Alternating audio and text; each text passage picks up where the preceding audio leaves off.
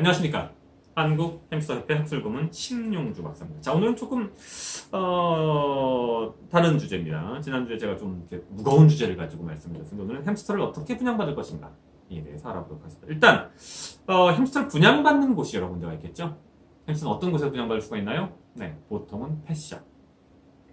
인터넷에서 분양받을 수도 있으시고, 인터넷 펫샵일 수도 있고 인터넷 개인일 수도 있겠지만, 전문적인 브리더, 국내에는 전문적인 브리더가 매우 적습니다. 이제 한국 햄스터 협회에서 쇼 브리더들을 육성하기 위해서 노력하고 있지만 아직은 초보적인 단계이고, 또는 펫샵과 브리더가 합쳐진 브리더샵이라고 하는 것들도 있습니다. 즉 브리더가 샵을 냈거나 또는 브리더가 펫샵에 자신의 개체를 판매하는 경우가 되겠죠. 기타 쉘터를 통해서도 구할 수 있죠. 레스큐 센터죠. 자, 하나하나의 장단점을 알아보겠습니다. 펫샵. 일반적인 펫샵에서는 흔하게 햄스터, 여기서 이제 시리안 햄스터를 조금 말씀을 드리고 있는데, 구할 수 있습니다. 가격도 비교적 저렴한 편이고, 그다음에 선택의 폭도 꽤나 넓은 편입니다. 단점이 있습니다. 펫샵은 보통 직접 번식을 하거나 번식을 하더라도 해당 종, 시리안 햄스터에 대한 깊은 이해가 있지 않은 경우가 많습니다. 특히나 만약에 외부로부터 가져온 햄스터들 여기저기에서 모아서 한 군데에서 판매를 하는 구조라면 검역이 제대로 이루어질 수 없기 때문에 이런저런 건강상의 문제가 발생할 가능성이 있는 거죠. 메르스 사태를 생각하시면 이해가 쉬우실 것이라고 생각합니다. 브리더. 사실 가장 좋은 것은 브리더라고 볼 수 있습니다. 해당 종에 대해 또는 해당 품종에 대해 깊은 이해, 지식, 경험을 갖고 있고 깊은 애정을 갖고 있기 때문에 여러분들에게 햄스터를 어떻게 키우는지에 대해서 많은 도움을 드릴 수 있고, 동시에 건강이 보장된 우수한 햄스터를 구할 수 있고, 특히나 쇼 햄스터를 찾으신다면 브리더를 찾으실 수밖에 없겠죠. 국내는 아직 그렇게 숫자가 많지는 않습니다. 그 두 가지가 결합된 형태인 브리더샵이라고 하는 게 있습니다. 브리더가 직접 오프라인 매장을 여는 경우도 있고, 브리더는 보통 가정이나 자신만의 공간에서 육종을 하지 별도의 상업적인 공간을 잘 만들지 않는 편인데, 세태가 많이 바뀌면서 브리더들이 직접 상업적인 공간을 오프라인상에 여는 경우도 있고, 또는 브리더가 직접 생산한 것을 독점적으로 특정한 펫샵에 공급할 수도 있다. 이런 경우에 이제 브리더샵이라고 하는데, 그런 경우에는 좀 더 쉽게 대중적으로 다가갈 수 있겠죠. 쇼 햄스터나 또는 우수한 햄스터들. 온라인상에서 개인들이 이제 분양하는 경우, 통상 이제 가정 분양이라고 불리우는데, 그 경우는 이제 왔다 갔다 좀 얘기가 복잡해집니다.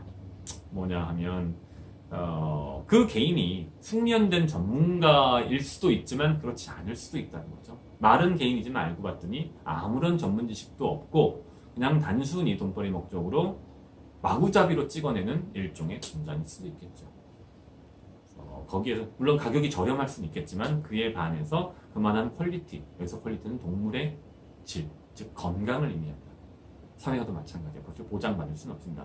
참고로 아까 잠깐 제가 말씀을 빠뜨렸는데, 브리더나 브리더샵의 경우에는 일반적으로 분양가가 조금 높은 것이 단점일 수는 있습니다. 다만 우수한 햄스터, 우수한 쇼 햄스터를 구하신다면 브리더나 브리더샵을 찾으시는 것이 유일한 방법이 되겠죠.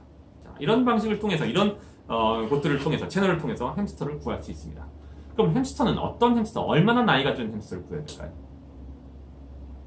일반적으로 햄스터 수명은 2살에서 2년에서 3년 정도이기 때문에 나이가 든 햄스터를 구하면 이별이 가깝다고 봐도 큰 무리가 없을 것입니다. 사람의 입장에서는. 따라서 보통은 젖을 뗀 지 오래 지나지 않았고, 하지만 최소한의 사회화가 되어 있고 혼자서 생활하는데 무리가 없는 개체들을 구매하게 됩니다. 경우에 따라서 이제 리타이어한, 즉 브리딩 프로그램에 들어가 있어 개체들이 리타이어하면서 은퇴하면서 무료나 또는 아주 저렴한 분양가로 구매가 가능한 경우도 있으니 참고하시기 바랍니다. 이런 경우에 보통 브리더나 브리더샵을 통해서 구할 수 있습니다. 너무 어린 개체는 조심하셔야 됩니다. 왜? 스스로 아직 밥을 먹지 못하거나 사회화가 충분히 되어 있지 않거나 면역력이 완성되어 있지 않기 때문에 이동 과정에서, 새로운 환경에 적응하는 과정에서 건강상의 심각한 문제가 발생할 수 있기 때문에 너무 과도하게 어린 개체는 가급적 지양하실 것을 권유드립니다. 성별은 어떨까요? 암컷이 좋습니다. 수컷이 좋습니다. 저는 관계없어요. 이런저런 말씀들이 많이 있을 텐데, 사실은 반려동물 목적으로 키우는데 암수 간의 성별은 실질적으로 큰 의미가 없다는 것이 중론입니다.